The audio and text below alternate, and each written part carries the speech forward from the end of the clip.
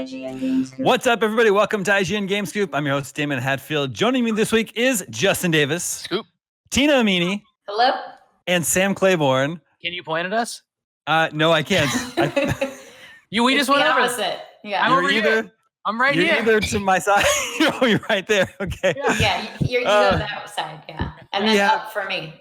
We have a great show for you this week. It's our second week from our self-quarantined podcast bunkering, and I don't know about you guys, but I'm doing okay. It's a beautiful day outside in San Francisco. Just a great day to be cooped up inside. You can't go outside. You just got to stay away from everybody. That's true. Yeah. Tina upgraded to a really cool octopus. Yeah, That's true. Yeah, I moved to Austin, and it's 90 degrees outside. That's the game Scoptopus. cool. The official, the new like that. Ricardo. Game Scoptopus. Yeah, I hope the show just gets weirder and weirder the longer we're cooped up. I think yeah. it will. Like you want to get rid of that art, right? So now we can't actually give it a name, or else it has to stick around. That's fine. I can make both happen. Okay.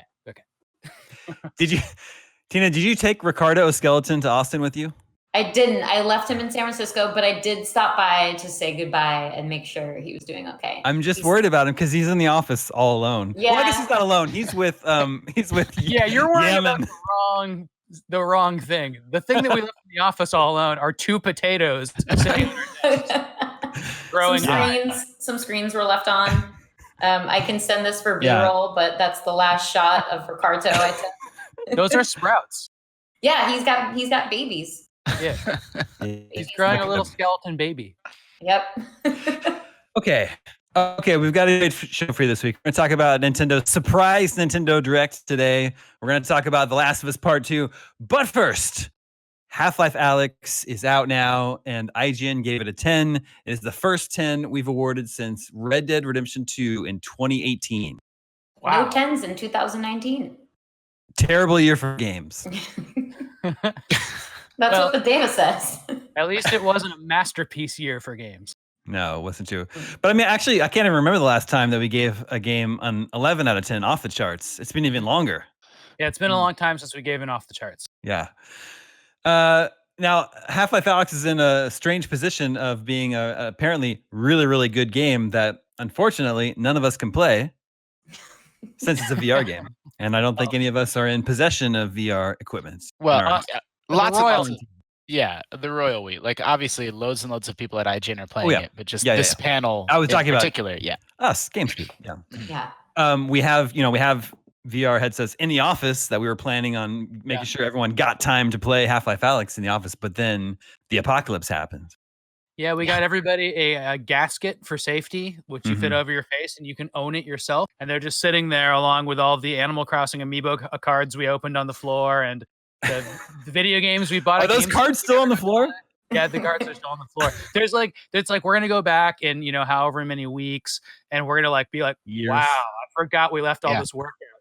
Well, what you don't know is that, like Tom Nook, there's just a real family of raccoons living in the office now. So they're using all those amiibo cards. I there's hope so much not. to eat with all those potatoes. Yeah, well, I hope not, because then our friends are at risk. I think there's some 20-year-old cookies at Sam's desk too. Yeah, Yeah, there are. well- You know what? Those have been holding up really well. That's from the Mario Galaxy release party. There's a Gears of War chocolate bar there somewhere. Here's a more chocolate bar. I have a gaming Mountain Dews of several varieties. Those evaporated though, or they leaked out. They'll have all exploded by the time you get back. I have Portal Cake Mix. Half-Life Alyx is the best reviewed Half-Life game from IGN. The original got a 9.5 and Half-Life 2 got a 9.7. Wow. What would a 9.7 be now? I think that might be one where we just say that would probably be a 10 at this point. Everybody loved it. Round it up. Yep. You Just know? give it a 10. We don't round, but I'm just saying, if we had that discussion, I bet it would end up being a 10. Yeah, I think Dan is somewhere out there in the ether, very disturbed by the rounding up comment. Yeah. And I know it's actually proving to be pretty popular on Steam for a VR game, but there is like it's like in the 50s on Steam. That's crazy. That's really good. However, there is a barrier of entry for a lot of people to play this game. Hey, Dan's texting me. Is he watching us right now? I told you he knew it somewhere out there. That was so weird. Sorry to interrupt, Damon. Well, I'm not sorry to interrupt. This is what I do. He interrupts. Yeah. That's true. There's a barrier to entry to playing Half-Life Alyx. I wonder if it will end up being, for quite some time, the least played Half-Life game. Yeah. Yes. Oh yeah, for sure. Yeah. Yeah. I mean, Half-Life 2, when it came out, required, physics chips and all kinds of stuff that was not super common, but technology caught up pretty quickly. So, I guess it kind of depends. Like, I think VR is having a breakout moment this year and in general, but, we'll see. We'll see how quickly, in 12 months and 24 months, VR headsets, like surely people that get a VR headset this Christmas, Half-Life will be like the first thing they play, right? Well, yeah. One would think. Yeah, I mean, like, Index is sold out simply because of Half-Life Alyx's existence. So it's a good sign for how many people are going to be playing, at least. Just the rest of us are stuck. We can't buy one. Do you think a lowest played Half-Life game that counts is what is it called? Bridge Builder Portal? That's actually probably really popular. Really? Bridge Constructor. Bridge Constructor, that's what it was. Yeah, I think that's a really popular game. And there's also a Portal version of that. There is some resentment among some members of the gaming community. Whenever we write about Half-Life Alyx, they're very resentful of the fact that it's a VR game that they have to buy expensive equipment for. But does it bother any of you that you can't just play this game on your PS4 or Did you see Xbox? Valve's response to that? No. They said they can watch it on yes. YouTube. You just watch on YouTube. Honestly, this might be the first game that I actually look out for a Let's Play for, because otherwise I normally don't care. But if I can't play it, I do want to know some of the storyline stuff, especially apparently there's a bombshell of an ending. Yeah, exactly. Yeah, Ryan McCaffrey was tweeting about the ending, and I got to know what happens. Yeah, I was going to say we could all do a Game Scoop Let's Play, but again, we can't. Maybe we can get Dan to play it and stream it. We can tell him what to do. Yeah, we can do a Let's Play us watching it together and commenting. Yeah, I was gonna say we could do a Let's Watch. Let's watch, but we could also make Dan play it the way we want him to play it. So like we'd be like, turn left, right. turn left. This is actually This is actually maybe a good idea. We've captured the entire game on IGN.com, so maybe we can do a reaction to watching the game. Let's watch play. Okay, let's talk about this after. I'm free all next week. Okay, good. It is a little bit disappointing that I can't just play this new Half-Life game right now. However, I've played every Half-Life game years after it came out, because I played Half-Life 1 on PlayStation 2 and Half-Life 2 on Xbox, and then the episodes when they were in the orange box on 360. So I've never been able to play Half-Life right at launch. Same here. I always waited a couple years for people to tell me over and over again how good the darn games are. And then I was like, fine. So Valve's been doing a lot of interviews. Obviously, they're promoting their game. But one of the comments from one of the many interviews was that like they were certain that there was going to be a mod that lets you play not in VR and out of it. But they're like, don't do that. Right. That's not going to be as good. Yeah, it's Did meant you to guys be see? a VR I don't know if you saw this, because I think it was in our game help thread, because we wrote a big guide for this game too. Somebody had taken like a like a milk crate in the game, because you can only carry two things at once. And so they got a milk crate and they just started filling with things and then carried the milk crate, and it worked. That's adorable. Because it's just they're so focused on physics. I just love that about Valve's Half-Life series, and just seeing that like enacted with like gripping and stuff, which is what that game's all about, was so cool. Speaking of Valve Half-Life physics, in our devs react to speedruns, our edition for Half-Life 2, they were commenting on how like the physics capabilities at the time when they developed that game were so different than now, obviously, and how they would have been able to solve a lot of those glitches and bugs that people were using to speedrun through the game.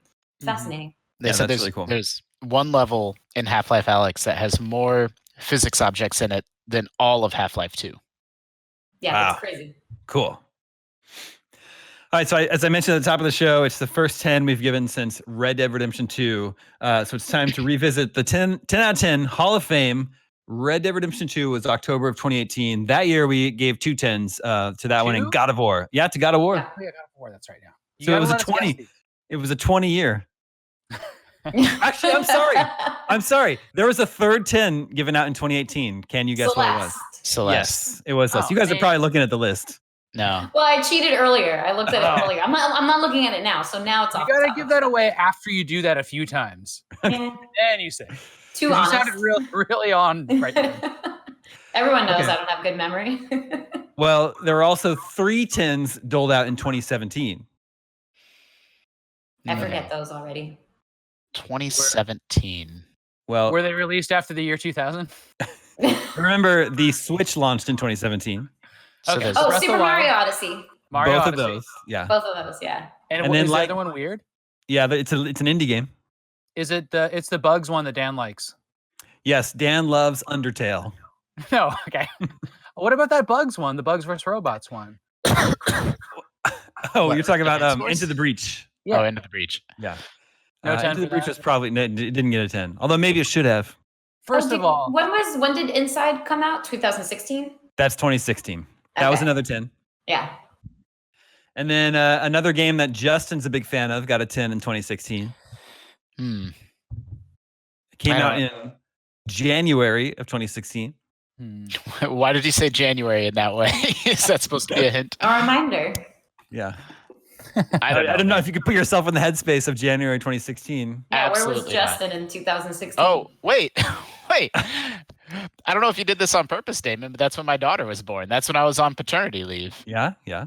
You Uh, were playing. You love this game. I don't know. How is about it a this? card game? How about this? I'm too dumb to really get into this game. Oh, don't say that. No, I it's don't true. know. I It don't was know. the- is it It was the, the witness. Oh, Oh, that's Yeah. right. It just didn't. Those puzzles did not click for me, and I I did love The Witness. didn't make it very far in that game. Damn it, I didn't know that you never got into The Witness at all. I mean, I played a few hours of it, but it just didn't work for me. 2015 saw 110 that both Sam and I like a whole lot, but Justin isn't crazy about it. Hmm. Is that it The Witcher? Witcher? No, we didn't give Witcher 10. Can you believe that? I remember that year was Metal Gear, The Witcher were the Hmm. same year, right? Yeah, Maybe it was it never- Metal Gear. Metal Gear. Yeah. Yeah, not wild about Metal Gear. You go to the same area over and over and over again. Do the same thing. I feel like I'm being There's- punked when I play that game. There's two areas you can go to: the desert or the jungle. 2014 saw 110. That was The Last of Us, Mhm. Mm-hmm.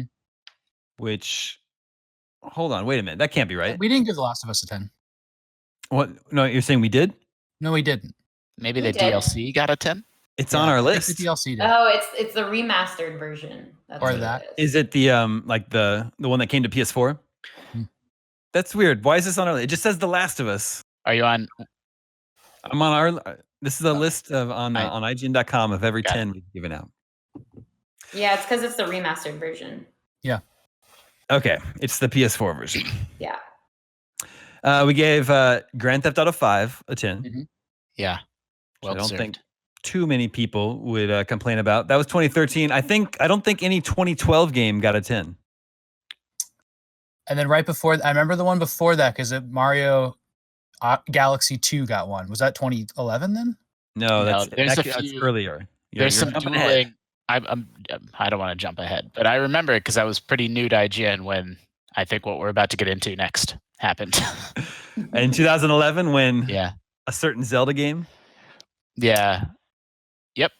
So that was the Skyward Sword thing, and at the Skyward time Sword. we even had it was interesting because when that game came out, we had One Up in the same office and GameSpy, and they all reviewed it and gave it wildly different scores. Like I think One Up gave it a 7.5 or something like that, and then we had a 10, and then GameSpy or something was like right in the middle. It was like such a strange time to have all three of those big reviewing outlets in the same place disagreeing on that game. Yeah. Death Honorary. Stranding in 2011. The Death Stranding of 2011 It was. was Zelda really Skyward was. Sword. And it's remembered Honorary- about the same. I imagine Death Stranding will be. I mean, Skyward Sword was defended really at the time. And we don't talk about that as a lasting Zelda impact game still. I mean, it's true. Although I would play that game if they put out an HD version that ditched the motion controls on Switch. Me too. Honorary Omega Cop Seth Macy wrote this article that I'm looking at, and for Skyward Sword, he says, "I own this game, and yet I have to admit, I never got around to playing it." What an informative blurb, Seth. What? In 2011, we also gave Uncharted 3 a 10. It's a little odd that that's of the four. That's the Uncharted we gave a 10. You're missing one more. I think I know why it's not on the list. Why is that? Because I gave it, and it is for a mobile game. Oh yeah. Seth ignored that. Yeah. So you can take that up with him in your next employee evaluation. There you go. I have no choice. It was a list of modern games that we gave a 10 to. So I don't know. Are you saying mobile games are not modern games? I think that's what he's saying. I think so. I really liked Uncharted 3, and I don't know why that's become such an unpopular opinion. I think it's my favorite Uncharted easily. Yeah, I think most people like 2. Yeah. We had a big debate about it when we were revisiting our top 100 post. 2010 was a big year for 10s, fittingly, and it was the year that I gave out my only 10 that I've ever given out. Ooh. Pac-Man Championship Edition DX. Was it? And it wasn't DX2, it was DX1. No, yeah. That took the office by storm. Everybody was obsessed with the leaderboards. Everybody was playing at night and coming in and talking. And like people in our office were getting on the leaderboards up high. And it was like really cool. Yeah, it was so fun, so good. I love it. I regret not giving Super Hexagon a 10. I think that was a mistake. Which one was Super Hexagon? It's a game where there's hexagons spinning around, and then you have to avoid getting hit. Yeah. I mean, it sounds like a 10. The game's perfect. In 2010, we also had Red Dead Redemption Undead Nightmare, which we gave it to him. Best DLC of all time. Probably the best DLC of all time. And also, that was the year of Super Mario Galaxy 2. Okay. 2010, wow. Yeah. Nothing in 2009, but in 2008, we had GTA 4 and Metal Gear Solid 4. Now we're just repeating ourselves. What do you mean? Just more? Just all the yeah. So all that's the interesting. games. Both GTA 4 and 5 got a 10, and Metal Gear Solid 4 and 5 got 10s. Yeah. And then Red Dead 2 and Red Dead 1 DLC. Yeah, that's true. Yeah, we are. And then we jumped many, many years in this list for some reason to 1999. When Pokemon Red and Blue got a 10. But Pokemon Red and Blue aren't from 99, right? No, they're from 1996. But so I don't know what. And I guess maybe Yellow was from 99 or something like that. Maybe because IGN wasn't IGN in 96. Do you know who reviewed Pokemon Red? Yes, I do. It Para was Strategy Guide. Wait, Sam Claiborne. is this right? Am I pointing Literally, in the it right says direction? on Pokemon Red review by Sam Claiborne. Yeah. Where does it say that? Right at the top of the review. On our website, man. Yeah. So that doesn't seem.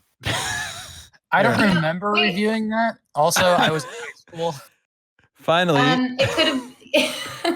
It could have been if you edit. It could be a CMS issue. If you edited it, it may have overwritten the author ID. Yeah. Anyway. I linked the review in our Discord channel here. Yeah. That was a great moment. Man, I really have to I'm gonna have to look at my phone records and my. Tina, did you point when you were pointing? Are you sure you were pointing at Sam? I think so. I think to that's me- what Borba said. You're up here to me. Yeah, but we're all reverse. Yeah. In actual practice. Tina, what does the more reviews page say? It says Animal Crossing New Horizons. You gave a 9 to. I remember that. Castlevania Anniversary Collection. You gave an 8. I don't recall that. I recall that. Super Mario Party 7.3. Okay. That checks out. I stand by that 7.3. I would never give it a 7 or an 8. Only a 7.3. Well, you can't review games anymore. Sorry. No, I can't review that game anymore. Sure, and anything else that comes to a point. And one more game in 98, Zelda Ocarina of Time got a 10. Yeah. So of these big franchises, Zelda has gotten more 10s. That's interesting. I remember in any reviewing other that. series. You did that one? Yeah, I remember that one. Yeah. Cool. All right. Let's move on, and I've got a new way of doing transition music. Oh man. But I have to unmute my laptop. You really need a cassette player and a boombox. Yeah. Just hold it up like this. Wait, I have one. 1 second. Are you going to mail it to him in Animal Crossing? Oh wait, can you hear it? I got it this time. Now. Yep. Great. Worth it. Totally worth it. What'd you guys think about that surprise Nintendo Direct today? Oh, that does, Sam. That looks just like the one in Animal Crossing. It does look like the Animal Crossing one, huh? Is that Animal Crossing swag? No. Swag. Could be. Any household item could be Animal Crossing swag. Mm-hmm. Damon, what was the prompt question? What we thought about the mini Direct? Well, yeah, Yeah. first of all, The 20-minute long mini direct. it was 28 minutes, and it was a surprise. If it was I don't- 29 or 30, it would be a regular direct, but 28 is just under the mark. Yeah. Mini. It's all about the technicalities. Mm-hmm. Any of the announcements stand out to you? I mean, All the the 2K porting the collections. old games to Switch are the coolest ones for me. A lot of that's the all it stuff was, I'm right? not going to play. Wait, wasn't it all just old games? No, I mean, there's Bravely Default 2 had some news. Okay, yeah. Xenoblade is technically like a game that I'm not going to play, but it got bumped up. But I think the BioShock stuff was really cool. Yeah, the BioShock collection. I mean, Yeah. Panzer Dragoon remake. That's awesome. Out today. Oh, is it? I missed that part. It's Yeah. the demo, no? I think it's just a demo. I don't think so. It's the full game? I believe so. We can fact check ourselves right now. Dun, dun, dun, dun. Yeah, I liked all the 2K collections, though, including BioShock. There's Borderlands Yeah. on there now, too. The Panzer Dragoon is out today. It's a timed Wow. console exclusive on Switch. I liked, so they announced the next Smash Brothers fighter, who's the first one from the second season, is a character from ARMS. Yeah, but they we said, don't. which character? Check back when the character launches in June, and I'm like, no one cares. And it's also like, I think they knew that was going to be like, I think they made a fake mini direct just to bury that bad news. They're like, they know that's going to make people disappointed and upset. So like, it's Do you the think same. they licensed all of these older games and got this all prepared just because of the ARMS character? I mean, I'm sure the character is going to be fun to play as, and a stretchy arm character. Like, it actually seems like a good fit for Smash. It seems good, but it's not like, it's not what It's people. not It's not crowd Master pleaser. Chief. It's not Yeah. Kratos. Like, it's not what people are hoping for. So, I think that they, in all seriousness, I think they stuck it in the direct to stop sort of hype going crazy for season 2 of the Smash DLC. Honestly, I wouldn't be surprised because they've had a problem with rolling out all of these character announcements. Like, people have Yeah. been complaining and being like, what, yet another Fire Emblem character? Like, when can we get off this track? Mhm. So I wouldn't put it past them. I think Guys, the Smash what's up with episode 1 Racer? They're remaking it. It's just it's just the 1999 game. Yes. Yeah. Nobody liked that. Everybody liked that game. I think a lot of people like that game. Really? Yeah, gamers of a certain age probably have a lot of good memories of playing that game. There was this indie game, what's it called? Cool Job or Good Job? That just I think looks it's Good Job. really- Yeah. Good Job. I think that's another one that may be out today, and it just looks I like think a zany madcap good time. And like, out of all the new stuff they showed off, that was the one that jumped out at me. Is like, I think I might check this out. Yeah. And of course, everyone's super excited to get a new Mr. Driller. That's We got a release date. Mr. Driller Drill Land is coming out June 25th. Part of the extended Dig Dug universe. That's right. I think Dig Mr. Dug's Driller. son. Mr. Driller might be the last game I imported for the DS. Then Wow. Justin's import days. No, I've it never would have been played DJ Max one. Portable I hope on the this one's the one PSP. to play. But Was it Also- not released in North America? I don't remember why I did that either. Yeah, it was Japanese only, or it wasn't coming out here for a long, long time. It was something like that. Well, I thought the 2K announcements were really cool. The BioShock collection, the Borderlands collection, and XCOM 2 collection. Did you see That's we did a poll to see what people thought was the most exciting stuff? Yeah, and I think that was winning, right? Yeah, 2K won, the 2K collections won, and then Xenoblade Chronicles was after that, and then Bunny Day. Oh, that's right. that's an event in Animal Crossing. Mhm. There's gonna be eggs. Can't Cool. wait. God, I'm going to find so many hidden eggs. Lost my screen. The big deal there is that when we haven't talked about this yet, so I set aside 15 minutes to go over this in extensive detail on this show. Animal Crossing, this time around, you can't just time travel to Christmas or all the simulated Christmas style holidays or whatever they have, because they were releasing them as DLC. So you can change it to another month and it might be snowy, but you can't collect stuff like, there won't be a reindeer there and there won't be, the furniture for that time. Isn't that interesting, Nate? Sam, your audio is breaking up, and I think that is the universe telling you to stop talking about Animal Crossing. But I wanted to point out about these 2K games, like the Borderlands collection is the first Borderlands 2 and all of its DLC, which is, there's so much of that was released, Mhm. and the pre-sequel. So that's a really, really like big package. However, the fine print on the listing page on Nintendo.com reveals some interesting information. This was found by Nintendo Life, I believe. The physical cartridge versions, if you go to a store and buy the cartridge, the physical cartridge of Borderlands collection only includes the first game. Yeah. And then you have to download the rest. That's not uncommon. I know that this keeps happening more and more. I just think it's really interesting because That's crazy. The cartridge was supposed to avoid forcing you to install that. You'll have to download another 35 gigs of data to install Borderlands 2 in the pre-sequel. Which, if you're buying the cartridge, maybe you're not anticipating, giving up that much storage space. And the reason is apparently because Nintendo Switch cartridges come in set sizes. They're either 1, 2, 4, 8, 16, or 32 gigs. Like those are your options. So like if your game is like 40 gigs, you have to figure out what option works for you. There's nothing bigger than 32. Well, it's not even okay. There's a couple problems with that though, because you can make any game be a lot smaller. The Breath of the Wild was like 8 gigs or something. It was really small. Nintendo's really, really good at optimizing their file sizes. Yeah. So when Borderlands when 2K doesn't want to do that with Borderlands, it's reasonable because it just takes a lot of extra development. But they also didn't also select like how expensive do we want this cartridge to be to manufacture. So they even go smaller based on that because the bigger ones are just more expensive. That is really exactly it. The more space on your cartridge, the more expensive they are to manufacture. So publishers will sometimes put a small part of the game on the cartridge and then just let the player download the rest to keep manufacturing costs down. Mm-hmm. And SD space on the Switch is easy to do, but like the default SD card is so tiny on it that you like have to get one of these giant ones on Amazon for $40 or whatever. I'm sure there's deals on that.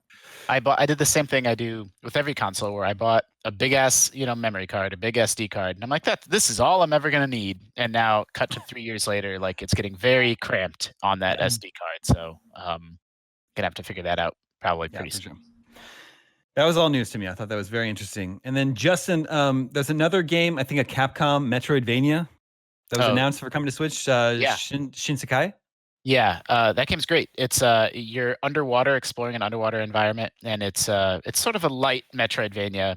And the conceit is you can't go deeper until you upgrade your suit. So you sort of explore around, back and forth in sort of a slice of the game, and then when you upgrade your suit, then you can go deeper and deeper and deeper into the ocean. What's it for originally? It was an Apple Arcade game, but I've said a couple times on Twitter today, like I didn't play it on my phone. I paired my PS4 controller and played it on my TV. So for me, it felt like just a full-on regular video game. And so that's a really cool premise. I'm super into that. Yeah, and the game was great. The game is interesting.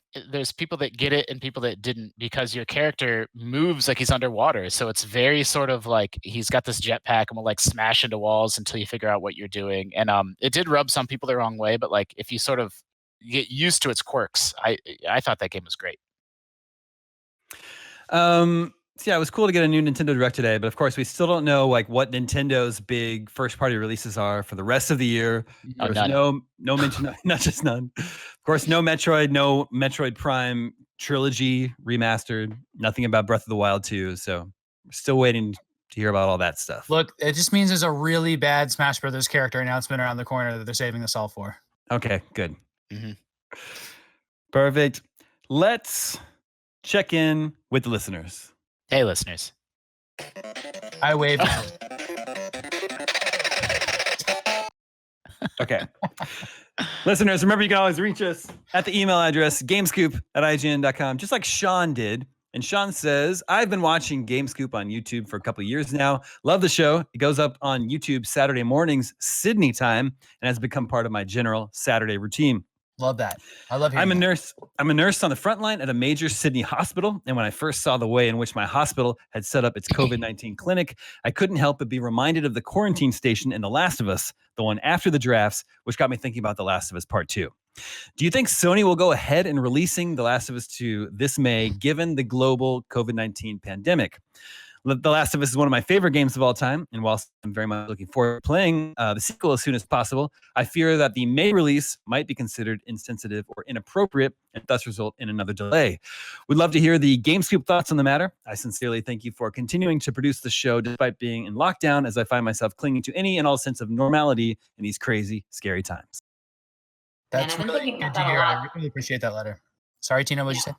I was saying that I've been thinking about that a lot too, because it's right around the corner at this point, and it does hit a little too close to home. Although the circumstances are completely different, and you could say the same about Resident Evil 3 to a degree, but you don't make that connection as closely because it doesn't have the same sort of like quarantine impact that The Last of Us was a little bit more obvious on. I could definitely see it being part of a conversation in a digital boardroom somewhere. Yeah.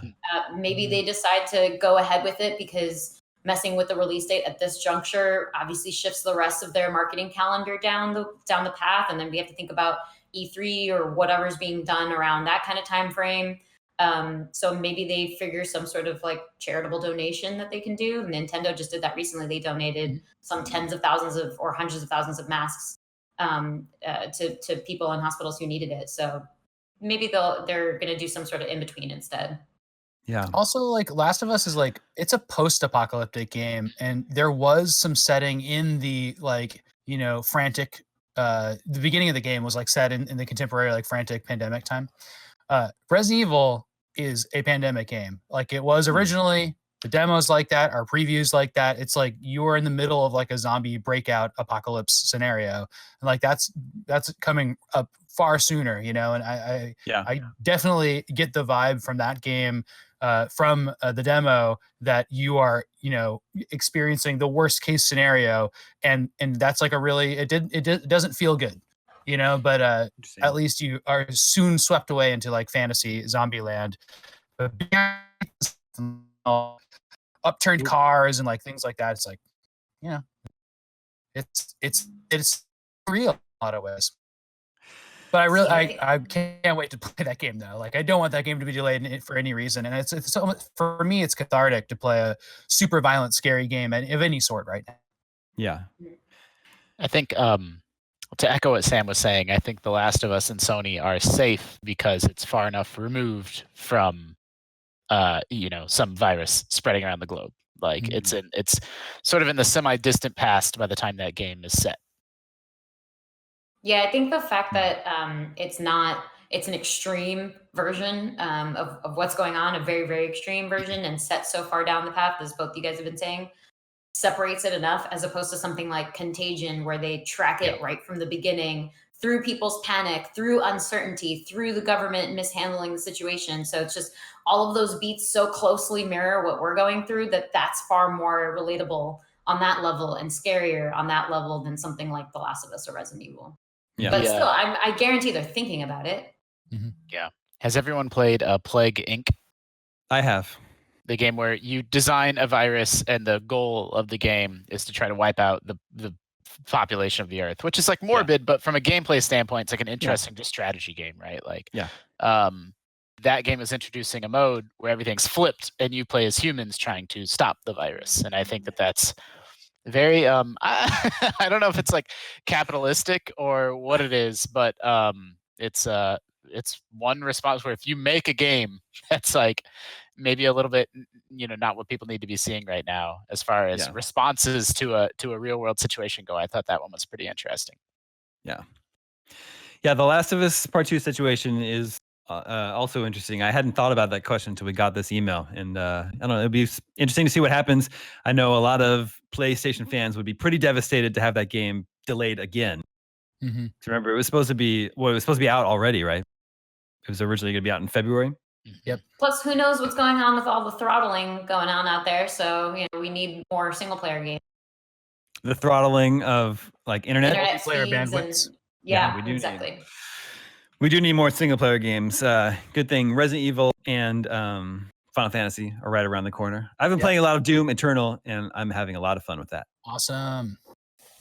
Let's move on. This is Travis. Travis says, while we continue to be in self-isolation, I have a 2-year-old son I currently stay at home with. And let's just say teachers and daycare staff do not get paid enough money for what they do. Outside the depressing media coverage, one positive from self-isolation has been the amount of time I've spent with my almost 3-year-old son, and I've actually started introducing video games to him, limited screen time, mind you. I hooked up my old Wii and plugged in Mario Kart with the steering wheel, and he is loving it. I plan to try Wii Sports Resort, Zack and Wiki, etc., and see what sticks. Those are such good choices.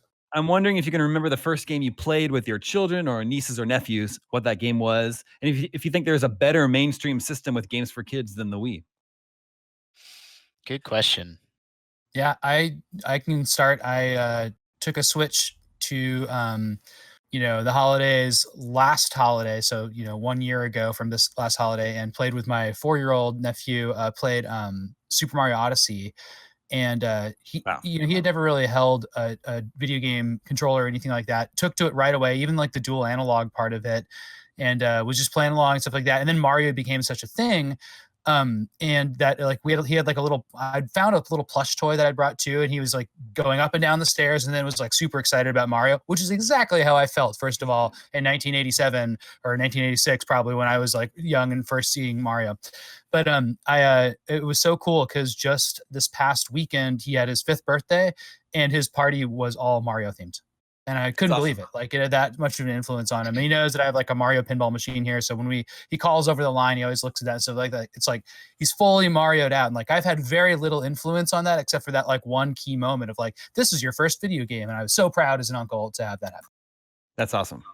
Yes, semi-similar, but not quite story. I've told this on Scoop actually, because very recently when I was playing through Mansion 3, was visiting Austin where I am now, and I played with my 2-year-old nephew, and he doesn't really like have the attention span quite to really focus on a storyline or like the slower beats of the game. But as soon as like ghosts were coming up and there was a little bit of like combat activity, I had to point out and be like, wait, look, what is that? Is that a ghost? And walk him through it a little bit.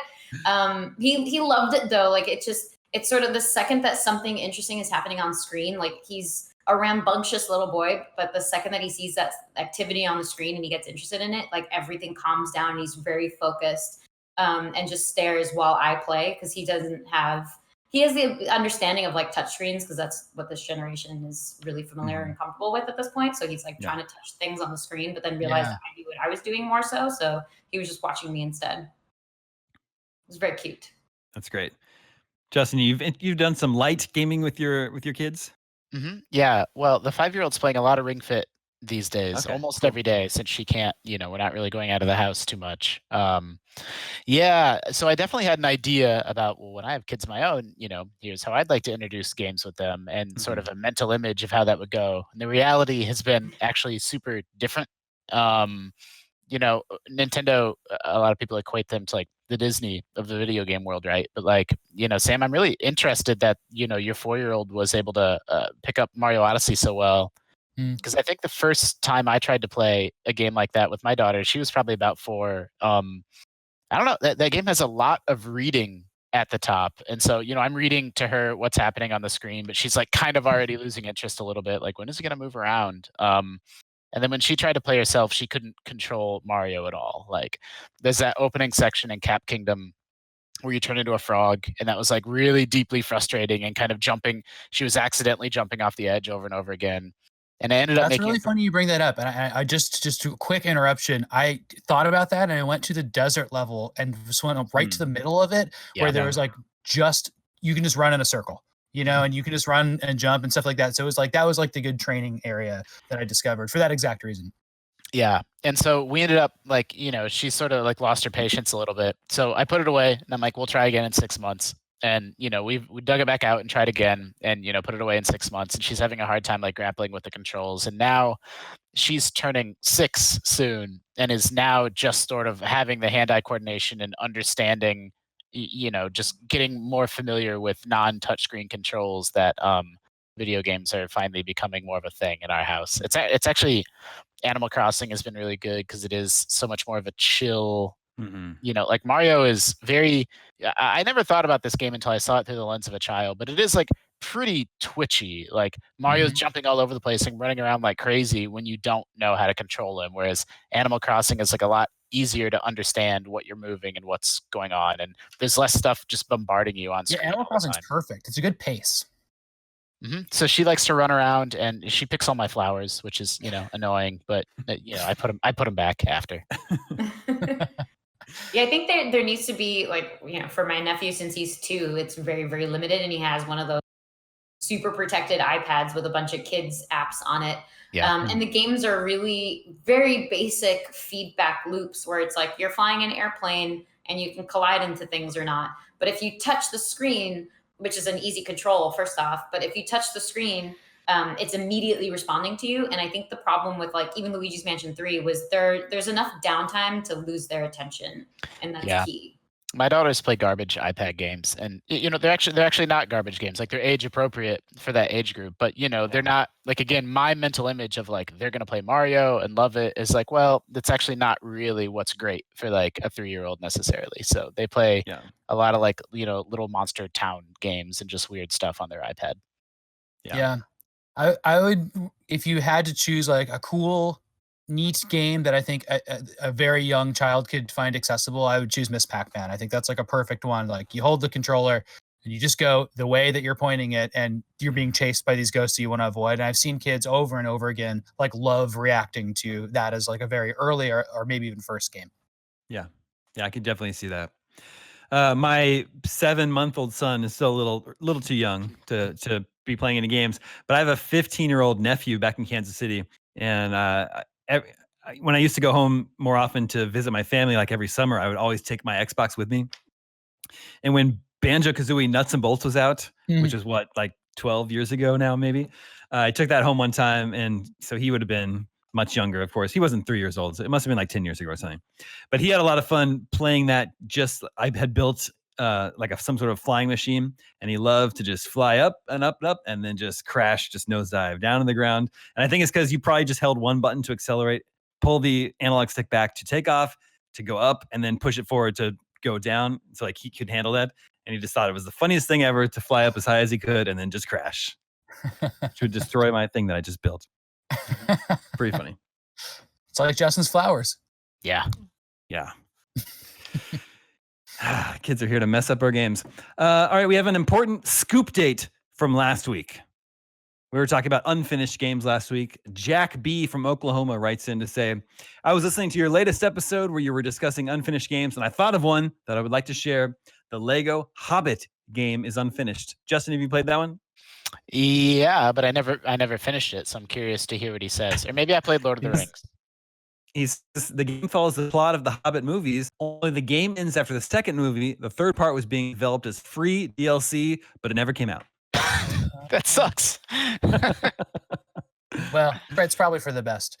Probably for the best. That's what they should have done with the movies. Although the game part of that final movie would have been great because it's like the battle, right? Yeah. That's actually finally. Yeah. It only took 8 hours to get there. I always think like it's weird. I'll make it quick. The Lord of the Rings pinball machine, I think, came out during the Two Towers era, but then they have Return of the King in it and Return of the King multi-ball and everything. But I think all they have was like access to like trailers because like there's just so much for the other ones and sound bites and everything. And then for Return of the King, it's like, destroy the ring. They just assume that's what's going to happen. Yeah. As a side question, have any of you watched The Invisible Man? No. Now that it's out, okay. Worth it? Well, we watched it last night, and it's pretty enjoyable. But there's like a huge plot hole that I just cannot overlook, and I'm dying to talk to someone about it. Okay. All right, that's reason enough to watch it. All right. It's a pretty. What's that? I mean, is it because he's invisible? You can't see him? Yeah, is that the No, hole? that's not the hole. Got it. But the movie's actually pretty enjoyable. We enjoyed it. But I'm dying to talk to someone about this crazy plot hole. So let me know if you there's watch all it. these glasses floating around and a guy talking off screen, and I just can't figure it out. Exactly. All right, and that brings us to video game 20 questions. Our suggestion this week comes from Curtis, and he says if it's not giving away too much, you can tell the team that I have fond memories of playing this game at Redacted back in Tempe, Arizona, Tempe, Arizona, in the early Redacted. Okay. That was giving away too much?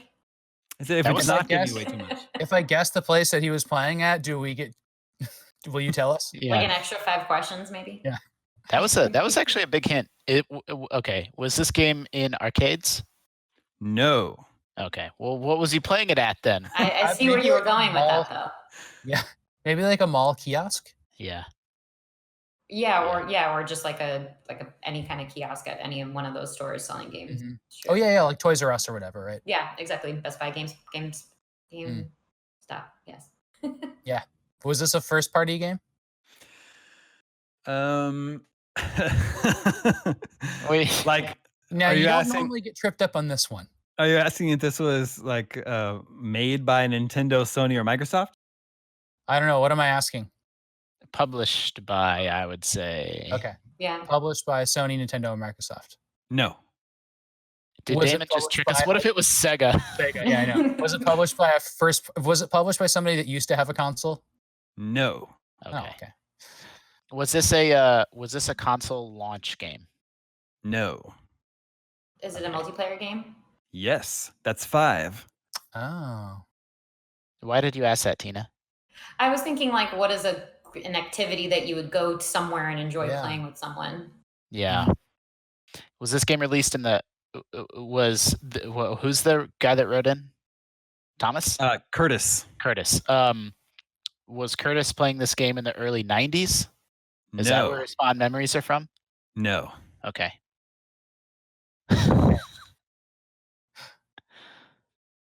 Did this appear on a home system with a disc-based medium? Yes. Mm. Is it from after 2005? No. Does Curtis have fond memories of playing this game in the early 2000s? He already said Yes. Yes.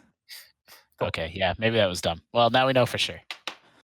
Oh, I see. But we also got early 2000s, so Yeah, you're you right. closed the date. And it's definitely going to be a multi-platform game unless it's PC only, right? So it's Yeah, not worth maybe asking. Maybe it's at the dorms at ASU. Maybe he was like Ooh. Halo on a landline or something. But that Or would've- it could be. It's totally like an internet cafe game, right? Yeah. It's totally like Counter Strike. Right. You know. Is it? Should we ask if it's a PC only game? Yeah. Or yeah, I sure. guess there were. Or like yeah. commonly, like is it mostly associated with PC? Right. Yeah. Is it mostly a PC game? Yes. That's 10. Okay. Is it a shooter? Yes. Oh, it could be I think Counter-Strike then. I think you guys might have got it. I'm trying Do to. you play as terrorists and counter-terrorists? Yes. Okay. Is Well, there a there's- chance? Mhm. I was gonna say, like, so obviously it's probably Counter Strike, but I don't want to do something stupid if it's Yeah. secretly Rainbow Six or something like that. I'm trying to figure out how to like. Is it still, the most popular game on Steam? You Probably. might not know that. Or it's But it's- sequels. Probably. Is it Counter Strike? Yes. It's Counter Strike. That's awesome. Yay. I love how that was just a Nicely random guess in the middle Yeah. of that. Yeah. That You, would've We been could have really used the hard. trick. We could have Yeah, used the I trick. Have we mentioned this game yet? Yeah. that's true. Um, I That think would have been Justin really hard mentioned without it the around- multiplayer giveaway. That was really Nice. good. Yep. That Cool. was great. Justin mentioned Counter Strike around question 9, so you were there pretty early. I Well, think we that was zeroed the in on like fastest win in a while. yeah. Tina asked about multiplayer, and then we zeroed in on like LAN games. Yeah. So Yeah. Yeah. it So was was it good. in a dorm? Good team effort. Hmm? No, he had fond memories of playing this game at LAN parties Oh, back in Tempe in the early 2000s. So okay. Probably an ASU dorm then. It was released in 2000 and then came to Xbox in 2003. Mhm. And it's only multiplayer. That's right. That's what we need to start asking. Is there a single player? We have time for there's one more email that I held at the end. This is Robert from Florida. It says, hello, Megacop. Thank you guys for still supplying us with hot and fresh scoops during these tough times. It's good to have some normalcy. Anyway, I'm currently on a shmup bender, and I've been replaying some favorites like Einhander, Ikaruga, and just recently played through Raiden 5 on PS4. What are some of your favorite shmups or bullet hell games? It's strange, but these are bringing me comfort during these weird times. I obviously this is like one of my favorite genres. So I have Who's this question? what's up? Who's this question for? really? Who's it from? For. No, who's it for? It's clearly for you, Damon. Why don't you take yeah. it away? Well, yeah, I'm going to take it away. My all-time favorite shmup is Dodonpachi, but that's like a Japanese arcade game. You'll have to, if you want to play that game, you'll have to venture out beyond modern consoles to figure out a way to play that on. But modern they have good ports of those on iPad. Yeah, they're not actually. They're like sequels. They're not the exact same. Not the original. Yeah, they're not the original. I think they are good, but it's not the original Dodonpachi. But there's a bunch of vertical shooters on Switch, and there's 2 new Psychio collections that are out now, and they're both really good, that collect a bunch of 90s vertical shooters like Dragon Blaze, Gunbird 1 and 2, the Striker series. Those are great. Arrow Fighters 2 and 3 are also on Switch. Those are really, really fun. Thunder Force and Blazing Star are on Switch, but they are horizontal shooters, if you can. I haven't played a single game mentioned so far. Thunder Force was a Sega Genesis game. Blazing Star is a Neo Geo game. They're both good, just horizontal. And finally, there's one called Caladrius Blaze that I've been wanting to check out on Switch, but I haven't checked it out yet. But it looks really cool. And one game Damon mentioned that string is not real. No, that's true. They're all real games. Sam, you have Ikaruga, but you haven't played it yet. Yeah, I haven't. So my favorites though, I like Gorf. Have you guys ever played Gorf? Yeah, Gorf is good. Yeah. It's like Space Invaders and also, 3 other little games at the same time, but something like 1981. But I really like Salamander / Life Force and Gradius. Those games are so fun, and I love them to death, and I love playing them with a friend, especially Life Force. And those are on Switch also, actually. Yeah. Back in the day, like the fact that, shooters had multiplayer co-op made it so that I played them all the time, and I love them. But that was like in the 90s. Yeah. Or earlier. Cool. All right, that's about all the scoops we have for you this week. What are you guys gonna play tonight? I'm gonna play Doom. You know the answer. Yeah. You guys are all playing Animal Crossing? Okay. 100%. Yeah. Animal Crossing, Animal Crossing, Animal Crossing, Animal Crossing. Exactly. Did I do this right? Wait. Yeah. I have Sahara in my town today, so I'm gonna buy so many rugs, guys. Cool. You At can least only buy It's 3. really cool wallpaper. Yeah. What, Tina? Can't you only buy 3? Is it? Well, I bought one of each, and then I got tickets, and then I used the tickets to buy wallpaper. There you go. It's just the best. It's a good combo. Sam, Doom actually has some light environmental puzzle solving that's pretty fun. That's really cool. I'm also the- playing a game that's coming out soon that I can't talk about yet that I can't wait to talk to y'all about. Cool. And I'm gonna go back to playing Doom now that I have an internet connection. Yeah. And a new PS4. All right, everybody. Thanks for tuning in. Keep your chin up out there. Everybody stay safe. And remember, you can always reach us at the email address, gamescoop@ign.com. If you haven't yet, join the Facebook group.